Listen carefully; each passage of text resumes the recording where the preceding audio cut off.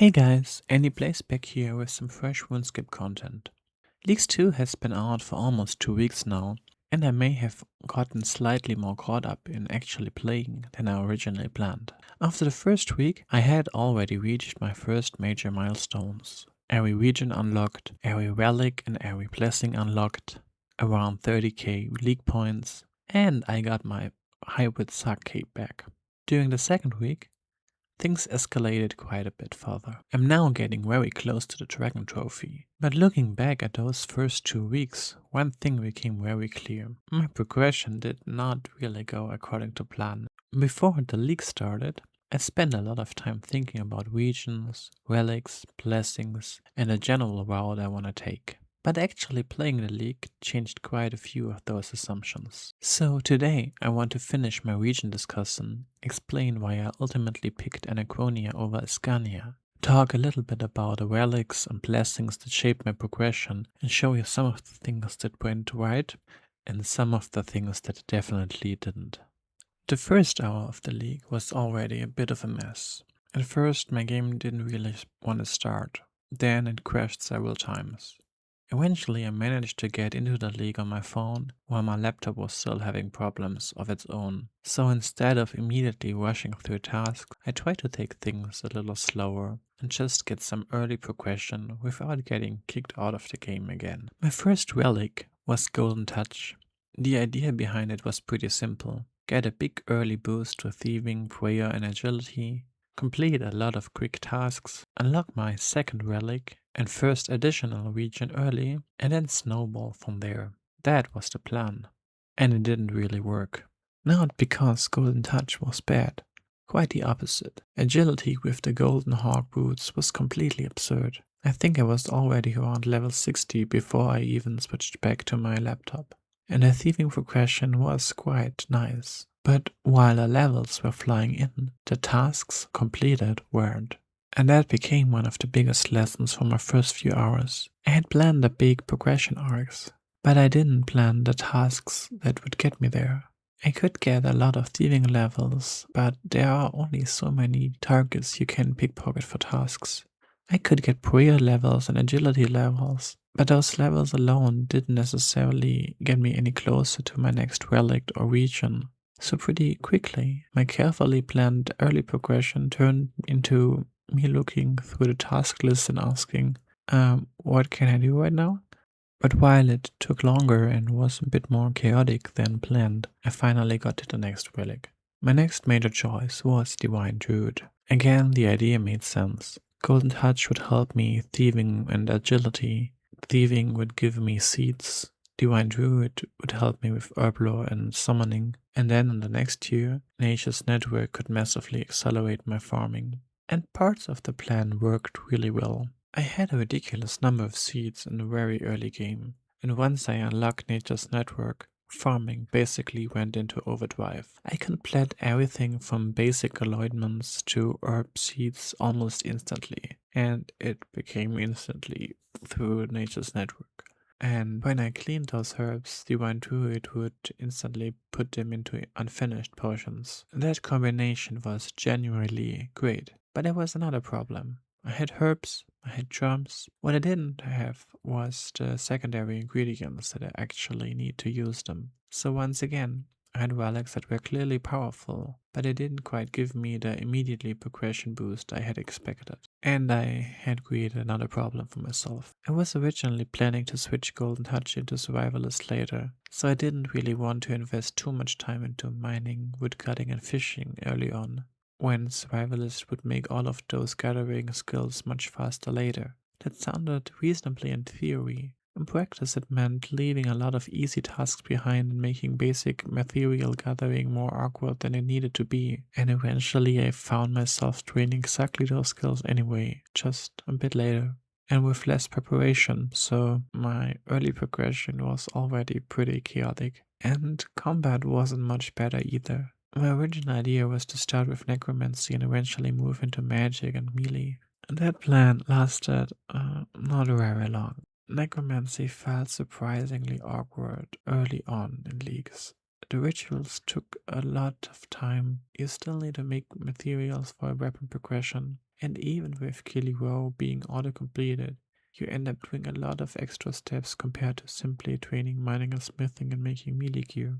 But the biggest problem for me was actually my first blessing, Theragat's Aegis. Theragat's Aegis is an amazing blessing, and while camping a shield normally comes with a pretty significant offensive downside, with the blessing that changes significantly. You get a huge increase to your base ability damage while using a shield together with a lot of consistent healing, especially early on. That felt incredible. The problem is that Necromancy really wants to use a conduit in the offhand. Without it, you lose access to a major part of what makes necromancy strong, especially your crunches and souls. With melee and magic, camping a shield might cost some abilities and some damage, although with magic it honestly didn't feel that bad. With necromancy, you're kind of missing the point of what makes necromancy necromancy. So after doing the tutorial and a few rituals, I more or less abandoned necromancy. I started with melee and then switched pretty early to magic, and magic ended up carrying most of my progression, which is somewhat fitting because magic was also my main combat style before necromancy released, and a style that carried me through a huge part of my original RuneScape progression in the main game. The funny part is that my gear progression in leagues wasn't exactly impressive. I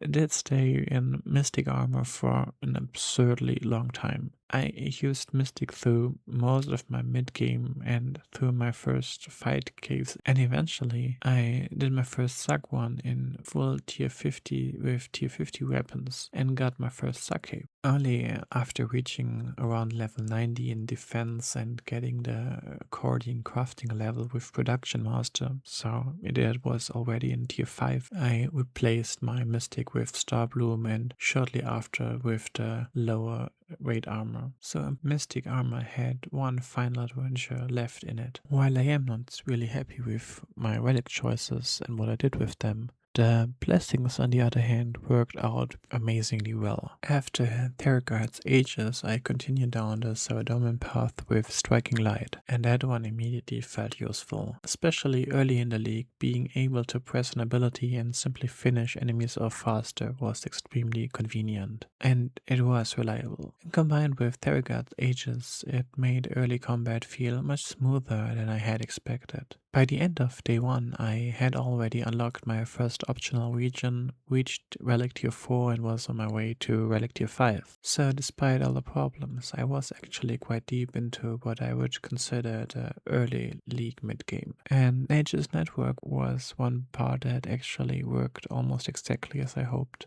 I unlocked it shortly after Karamja, and by that point I already had a huge supply of seeds from thieving. Farming went, as already said, ridiculously fast. And together with Divine Druid, all those herbs also helped me to get through my early herblore progression.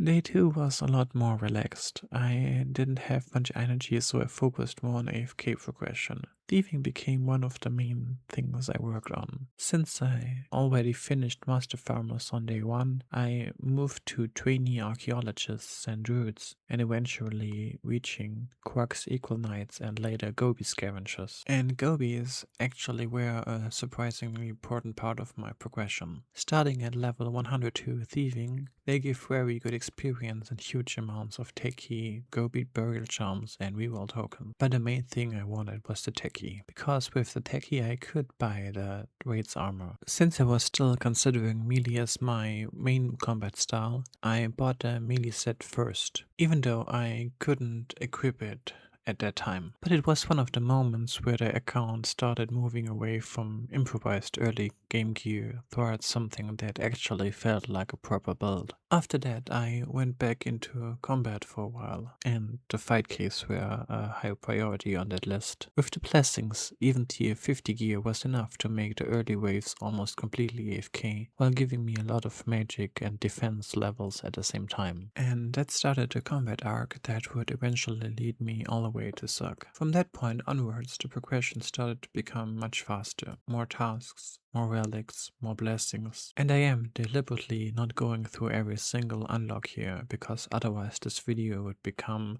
an hour-long relic and blessing guide. And I think you have already enough of those. The more interesting thing is how much my priorities changed along the way, and nowhere was that more obvious than with my final region. For quite a long time, Ascania was one of my favorites. Even after dropping Candavin, I was pretty convinced that Ascania would make my final region. It has so much going for it.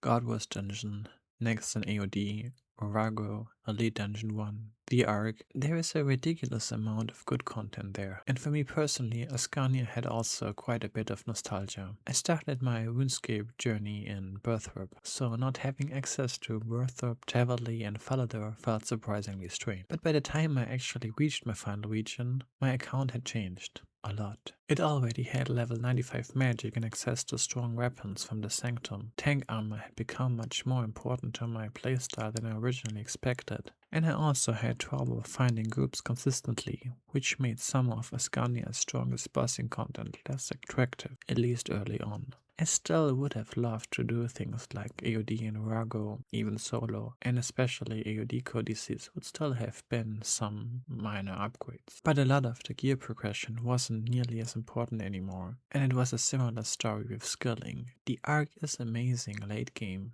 and has some really relaxed methods, but I already had very strong alternatives for a lot of those skills. And that is probably the strongest reason why Ascania eventually lost. It isn't a weak region. Actually, looking at the two regions side by side, Ascania probably has a longer list of great content. But there was a lot of overlap with the things I could already do, and Anachronia felt different. Normally the agility course and Big Game Hunter would be two of the obvious arguments for picking the island, at least for me, but in this case they really weren't. I already had 200 million agility before I even unlocked Anachronia, and with Big Game Hunter 2 available in Havenhide, getting access to original version wasn't exactly something my account desperately needed. What actually sold me on Anachronia were the things that were much harder to replace. And first there is the Dream of Ayaya, and with the tier 7 passive you can actually cast Advanced Time indefinitely. Another big one is the Dinosaur Farm, the Range Out of Time. Although farming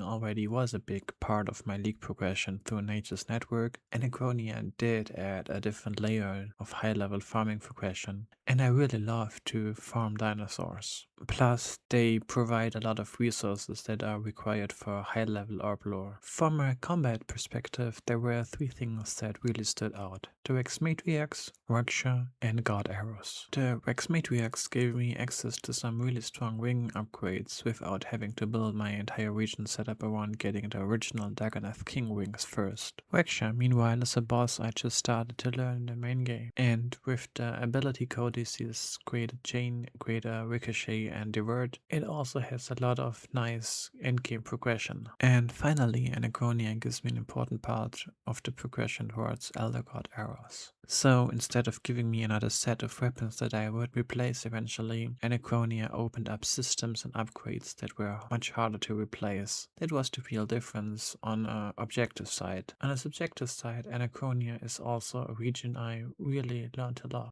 as I already mentioned in my first video. And even though I don't think it's the most sophisticated argument after spending so much time analyzing the regions before leaks supposed to be fun, and apparently I like running around an island full of dinosaurs much more than I thought. So in the end, Anachronia won. And I think the decision also sums up my first week of leaks pretty well. I had spent so much time planning on what my account would need, but by the time I actually reached those decisions, the account I was playing wasn't quite the account I had planned for anymore. And adapting to that became a much bigger part of League than following my original plan. And somehow, it worked. By Monday, 1 week after League's launched, I had unlocked every region, every relic, and every blessing. I was sitting at around 30k points. And to finish off my first major combat arc, I got my Hybrid Sake back. That was probably the moment where the account actually started feeling complete. Not finished, but complete enough that I wasn't just trying to unlock the next system anymore. I could finally start asking, what do I actually want to do with all of that?